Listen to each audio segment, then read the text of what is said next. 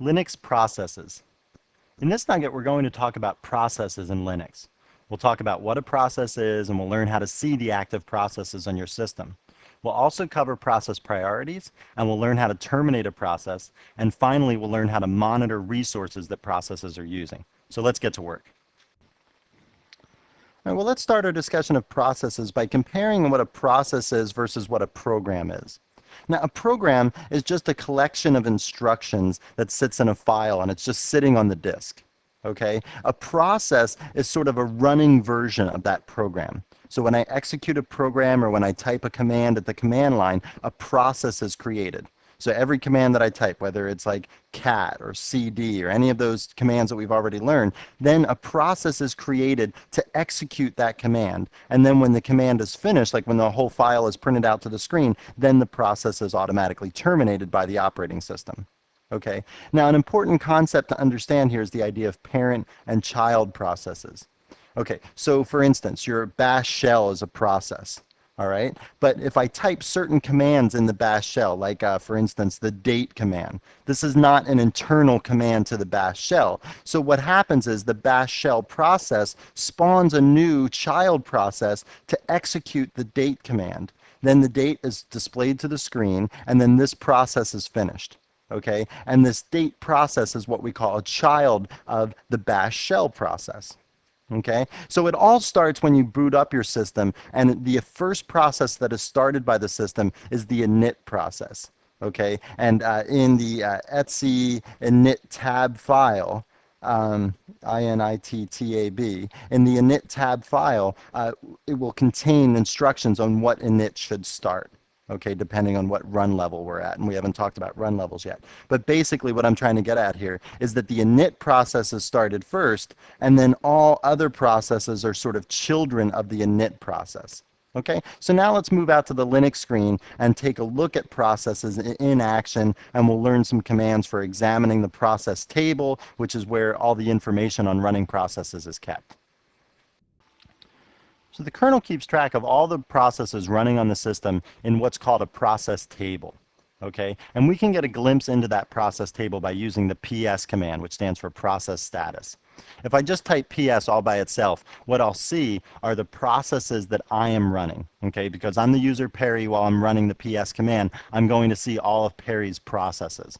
All right, so the first, you can see here, there's 4 columns for each process list in the list here. Okay, the first column is the process identification number. The TTY column represents the terminal that the process is being run on. The next one is the amount of CPU time that the process has used. And then the next line, or the next column there, is the command. That's sort of what the process is, the name of the process. Okay, so you can see the first one here, the first entry in the process table for us is the bash command. And this is my shell. If this wasn't running, I wouldn't be logged onto the system. Okay, then what we can see on the next line here is the ps command, and that has a different process identification number. Okay, every process on the system has a unique process identification number. Now, what's this ps command? Well, this is this command that I just ran. Okay, I typed ps at the command line and I hit enter. That created this ps process that displayed this portion of the process table. Okay, as soon as this process table was displayed to the screen, the ps process terminated. Okay, it just finished, and now that process is no longer running, but the bash process still is running. Okay, so there you go. That's a glimpse at the process table for the user Perry. All right, now I can see more of the process table, like for everyone on the system, by saying ps minus e. You can also say ps minus capital A. They do the exact same thing. Capital A stands for all, lowercase e stands for everything. So this is going to display all of the processes on the system. Okay, I'm going to pipe this through more so that we can see all these processes, because there's going to be lots and lots of them, and I don't want them to scroll off the screen. Okay, so I'll hit enter here. And we can see here that process identification number 1 is that init process that I was talking about. Okay, so that's the very first process that starts. Everything else that starts after that is sort of a child of the init process. Okay, you can also see that the init process is not tied to a particular terminal. It's not really running on one particular terminal. It's just a background process that's running. Okay, and we'll talk about how to start processes without being tied to a terminal later on. Okay, so there's the init process. All these other very low numbered processes here are all very critical system processes that are started when the system boots up. Okay, and if these weren't running, the system would not be operating correctly. All right, so as we scroll down the screen here, you can see there's all sorts of processes running. Generally, the things that end in D are what are called daemon processes, and they're out there sort of lying in wait to be used. Okay, they're like the cron daemon is something that will run programs periodically at regular intervals, and the cron daemon is what sort of sits around ready to initiate those various processes. Okay, as we scroll down the screen, you see a whole bunch more processes, and then down here at the bottoms are the processes that the user Perry is responsible for. Okay, there's that bash process again. There's the PS process from typing PS. There's the more process because I piped the PS command through more. So each of those generated a process when I typed that command. Okay, so there's a glimpse at the process table, and we saw the process, all the processes on the system with that command. All right, well, to see more information about various processes, you can use the PS with the -L option, which just gives you a long listing of the process table. So again, if I just hit enter here, we're going to see the processes for the user Perry. And again, they're the same processes, the bash process and also the PS process. But instead of just giving you the process identification number, the terminal, the time, and the command, it gives you a bunch of other information in here. Some of the more important stuff, let's see, the state of the process, that's the S here. That's what the S in the top row stands for. In the second row, the S is standing for sleeping. So the bash shell is sleeping while it's waiting for the PS command to complete. The PS command has an R under the state column, and that stands for running. Okay, so one process at any one time is running, and in this particular case, the PS command is the command that's running. Okay, it gives you the user identification number of the person, of the user that owns this process, that started this process. Okay, the PID, that's the same as before, the process identifier. Then PPID is the parent of the process. Okay, so that's the parent process identifier. And you can see here for the PS command that the parent process identifier is 4918.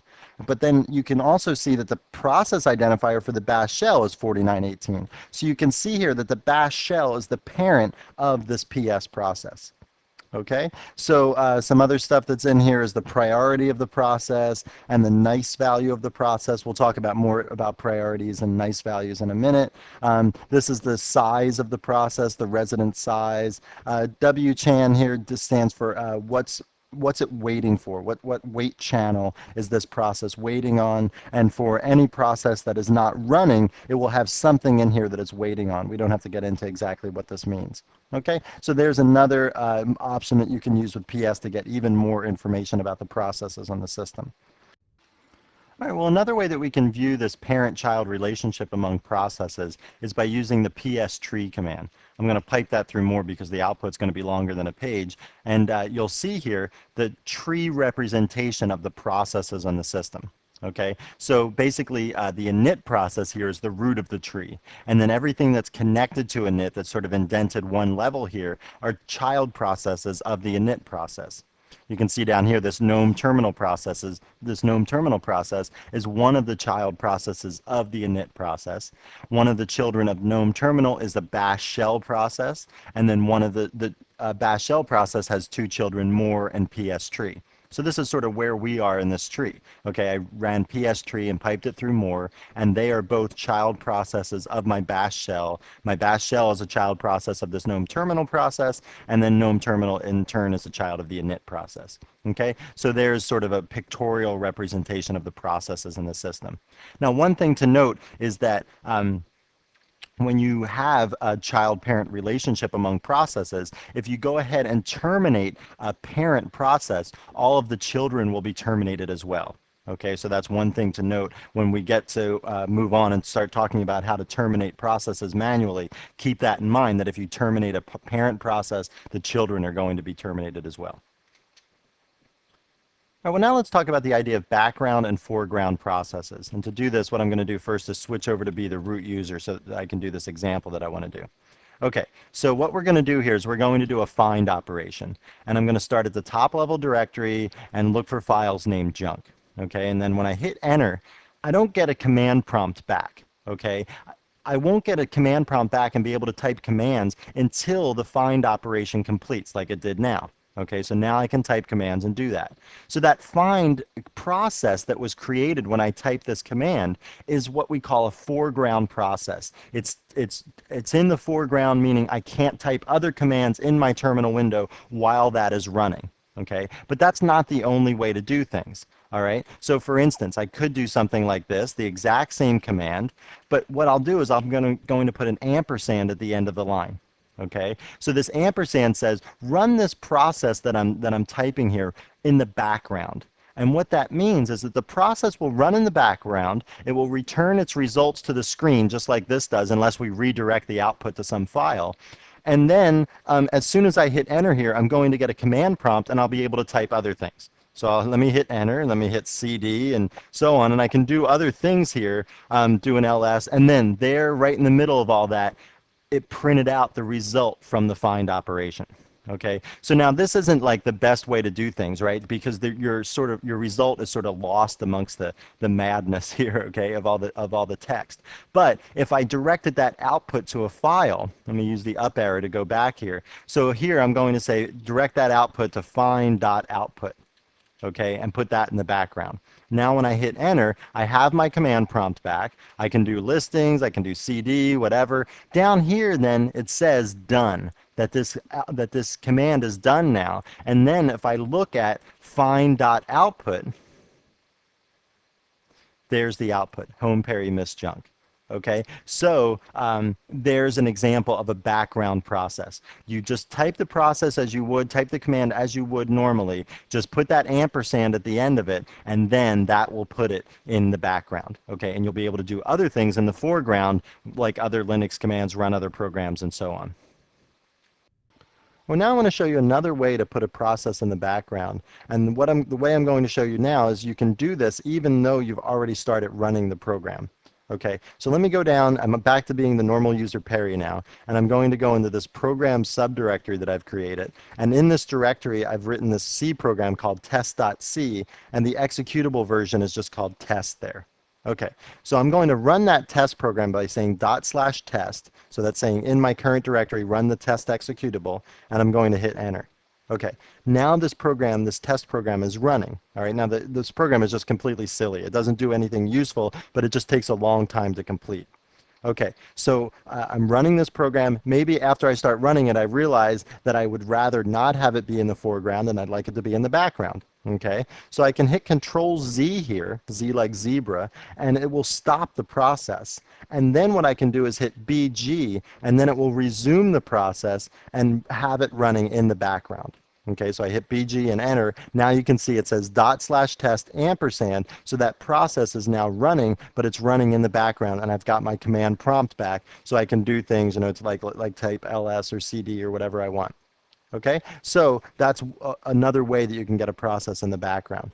Now, if for some reason you wanted to bring that process back to the foreground, okay, well, you can do that by typing FG and either hitting enter, and it will bring the background process back to the foreground that it thinks it should be brought to the foreground. If you have multiple background processes, you should probably specify exactly which one you want to bring to the foreground. So these numbers over here, like this number 1, is the number that you want to use there. Okay, but if you only have one background process, you can just hit FG and it will bring the right one forward. Okay, so if I hit FG1 and I hit enter there, now that process is back in the foreground, and you can see I don't have my command prompt anymore. Okay, so there's a couple ways, the BG and the FG command, that's a couple ways that you can use to bring processes, put processes into the background or bring them back to the foreground.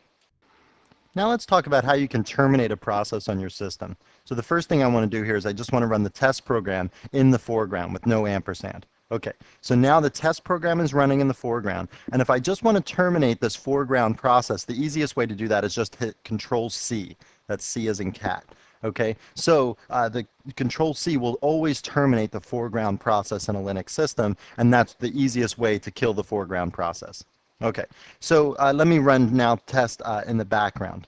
All right, so I'm going to hit enter here, and now the test program's running in the background. The process identification number is given here after I hit enter, and that's 7826. Okay, you can also determine the process identification number with the PS command, and you can see here the second line is for the test program.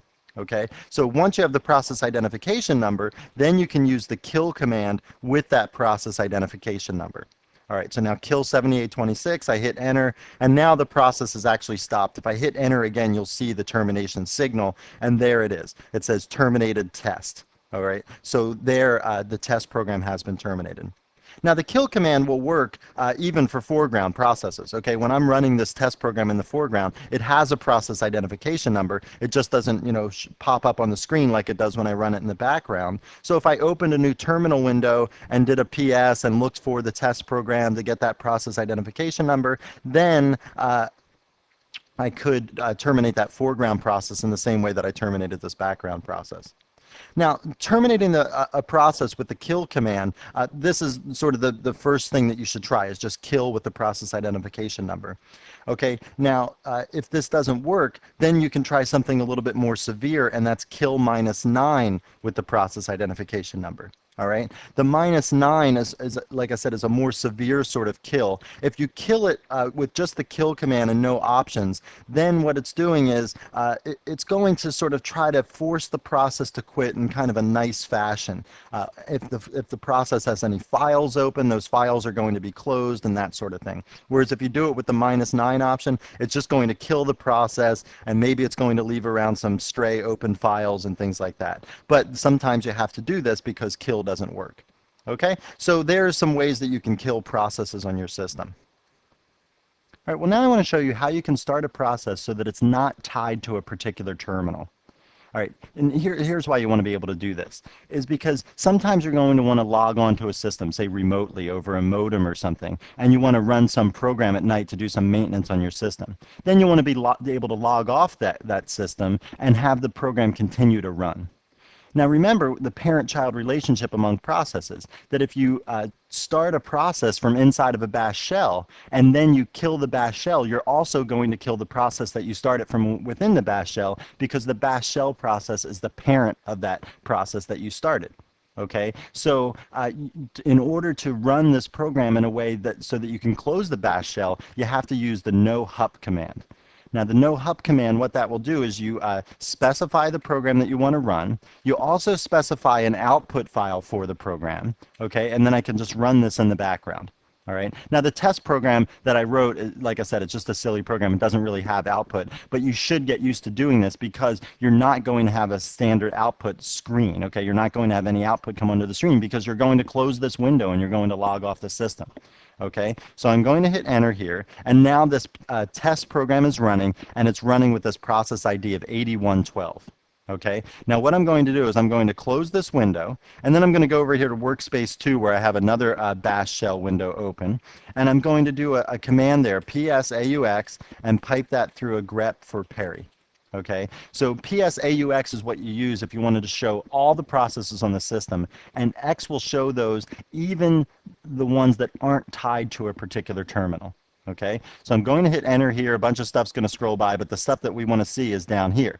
Okay, and here's that process. All right, there's the test process. It's 8112, okay? And you can see here that under the terminal section, it's a question mark because it's not tied to a particular terminal. So it's just running there, and if I didn't run it with the no hup command, if I had just run /test and put it in the background, as soon as I closed that shell window, this process would have gone away. But because I used the no hup command in front of that, then the process continues to run even though I closed that shell window. Now I want to talk about a couple of commands called nice and renice, and let's look at the help page for nice. What nice does is it changes the priority of a process that you own. Okay, so when you're a normal user, you can only alter the priorities of your own processes, and you can only make the priority lower, so it's a less important task. Okay, that's all that you can signify. You can't make the a priority of one of your processes higher because that would then everybody would do that, and then there would be this great competition for resources. Okay, so the only reason you would make the priority of one of your processes lower is because you're being nice. That's where the name of the command comes from. You're letting other processes have access to the CPU. You're saying, yes, this is a very intensive, long process that I'm trying to run, and it's not very important. That's why you would lower the priority of it. Okay, now one thing that you have to keep track of here is that negative numbers, negative 20 is the highest priority for a process, and then positive 19 is the lowest.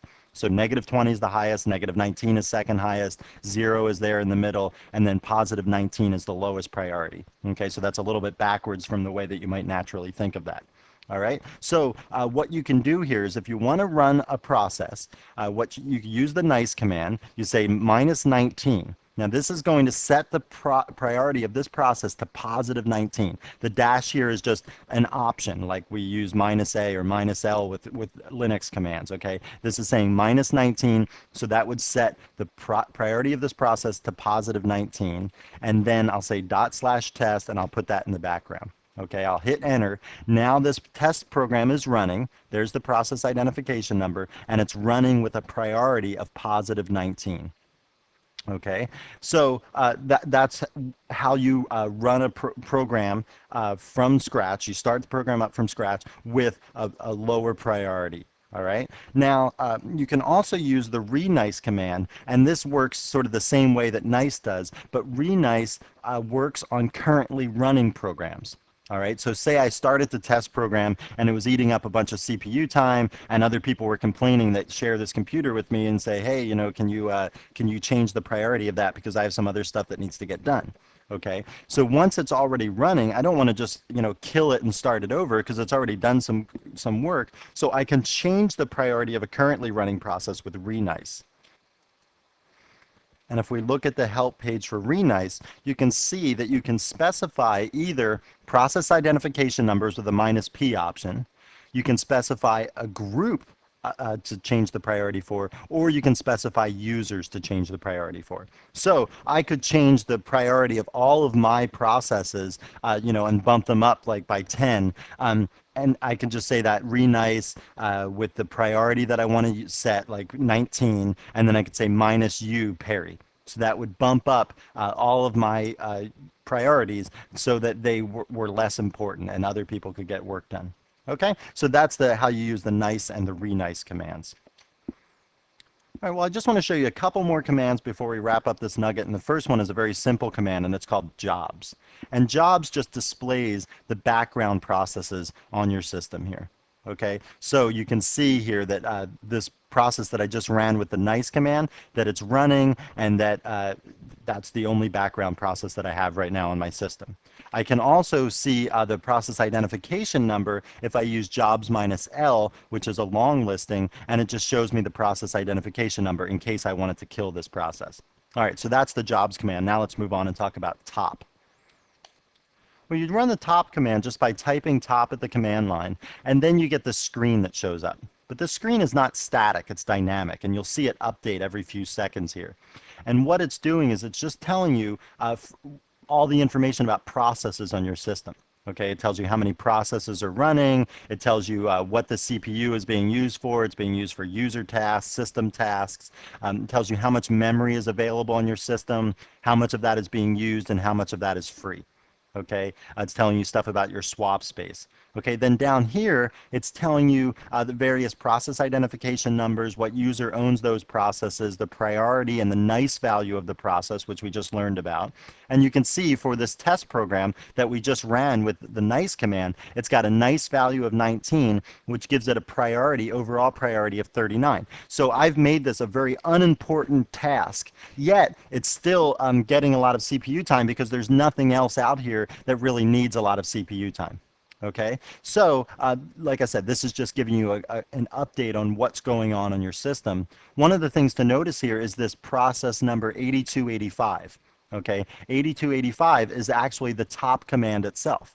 So the top program itself is eating up some CPU time, it's eating up some memory, and so on. Okay, so you don't want to leave a program like top running continuously because it will eat up, you know, CPU time and take away from CPU time from tasks that need that. Okay, so that's the top command. If you hit H at here, okay, there's no prompt or anything, but you just hit the letter H, and it will tell you all of the different commands that you can hit in top. Okay, so Q will quit out of top. Control L will redraw the screen, so in case something gets messed up, you can redraw the screen. You can show only specific user tasks with the U command. You can kill a task with the K command. You can re-nice a task with the R command. So all of these things that we learned to do at the command line, like killing a task or re-nicing a task and so on, you can do that from within top as well.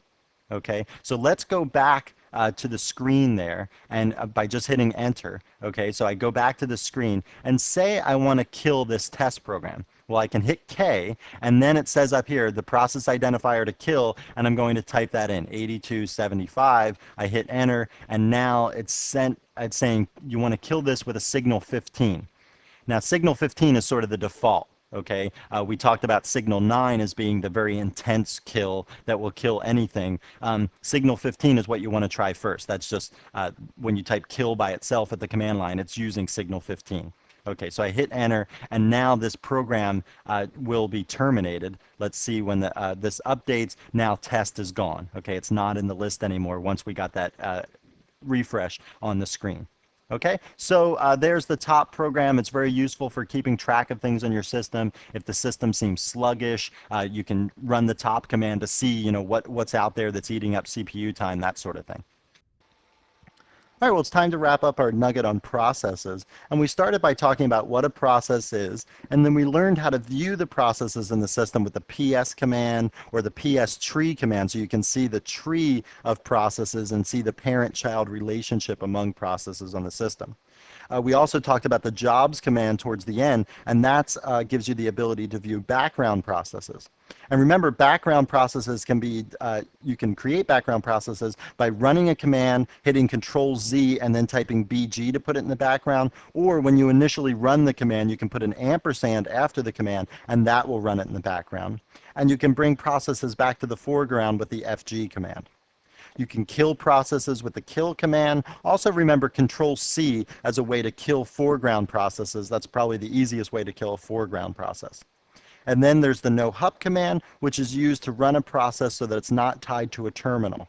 And then the nice and re-nice commands are used to change the priorities of processes. Remember, as a regular user, you can only be nice and lower the priority of your process, which actually means increasing the number of the nice value of the process. Remember that -20 is the highest priority and 19 is the lowest priority. Okay, as a root user, you can actually make that nice value lower, which makes the priority higher for processes on the system, but you can only do that if you're the root user. And then finally, we talked about the top program, which is a dynamic display of the processes on your system, how much sort of resources those processors are using, that sort of thing. And remember that from the top program, you can do things like kill processes and change their nice values.